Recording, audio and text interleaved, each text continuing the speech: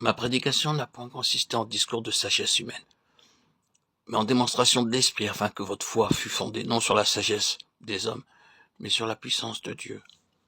1 Corinthiens 2, 4, 15. Paul ne le parle pas ici comme aux Galates, comme de deux évangiles, mais de la manière de prêcher le même évangile, la croix de Christ.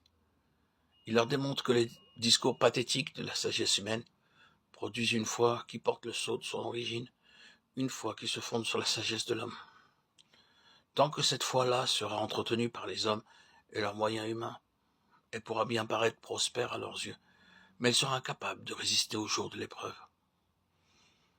En écoutant prêcher ainsi l'Évangile, on pourra bien devenir croyant, mais on ne sera jamais qu'un faible croyant, tandis que la foi, qui naît d'une prédication pleine de vie, de l'Esprit et de la puissance de Dieu, en reçoit une force divine. Le croyant qui écoute cette prédication-là est amené par le Saint-Esprit lui-même à regarder au-delà de l'homme qui parle, à se mettre directement en contact avec le Dieu vivant. Et il en reçoit aussitôt une foi qui lui vient de la vertu même de Dieu. Tant que la grande majorité des membres de nos églises restent faibles, malgré tous les moyens de grâce qui abondent autour d'eux, tant qu'ils n'ont guère de cette foi qui vient de la puissance de Dieu, de cette foi qui surmonte le monde, qui purifie le cœur et qui produit les œuvres plus grandes, il est à craindre que cela ne vienne de l'insuffisance d'une prédication qui consiste en discours de la sagesse humaine, plutôt qu'en démonstration d'esprit et de puissance. Pour qu'un changement s'opère, soit dans la manière de prêcher, soit dans la manière d'écouter, il faut qu'il s'opère tout d'abord dans la vie individuelle de chacun des croyants. Apprenons à redouter notre propre sagesse. Confie-toi en l'Éternel de tout ton cœur et ne t'appuie pas sur ta prudence. Proverbe 3, 5.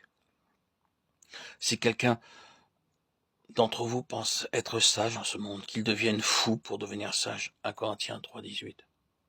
Quand l'Écriture nous dit que ceux qui sont à Christ ont crucifié la chair, elle entend aussi par là l'intelligence, la sagesse charnelle. Galates 5, 24, 2 Corinthiens 1, 12. Quand je crucifie mon moi, je voue à la mort ma bonté, ma force, ma volonté, reconnaissant qu'elles ne valent rien, et je regarde à Christ pour recevoir de lui bonté, force et volonté. Il faut que je fasse de même quant à ma sagesse.